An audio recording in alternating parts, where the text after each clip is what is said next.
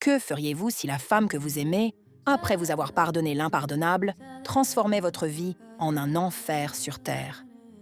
C'est le dilemme d'un homme dont la faiblesse a déclenché une guerre conjugale sans merci.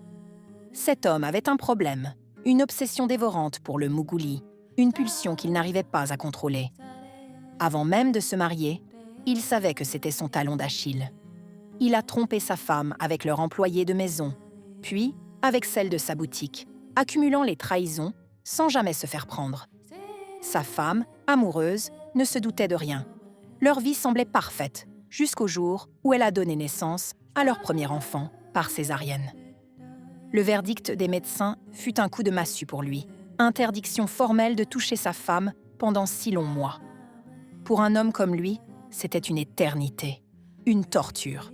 C'est là que le drame a pris une tournure incestueuse et destructrice. Sa belle-mère est venue s'installer chez eux pour aider avec le bébé.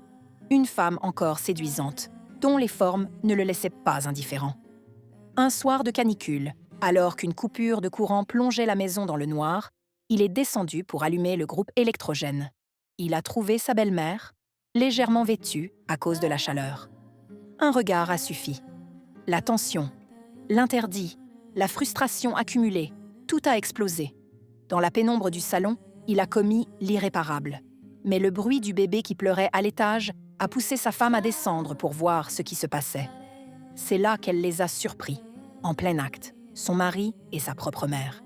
La trahison absolue. Dévasté, il l'a supplié, a invoqué le diable, lui jurant que c'était une erreur. Étonnamment, après des jours de larmes et de cris, elle a semblé lui pardonner.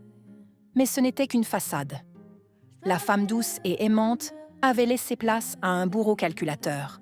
Elle a commencé sa vengeance, une torture psychologique lente et méthodique. Elle est devenue une reine de la nuit, sortant dans les clubs, s'habillant de manière provocante, flirtant et disparaissant avec d'autres hommes sous ses yeux. Il ne pouvait rien dire, piégé par sa propre faute. Elle l'a privé de toute intimité pendant plus d'1 an et demi, dormant dans le même lit, mais séparés par un mur d'oreiller. Elle a chassé sa mère et coupé tout contact avec elle. Elle ne cuisine plus, ne s'occupe plus de la maison et se moque de son autorité.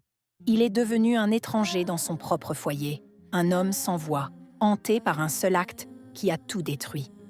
Alors, la question est pour vous.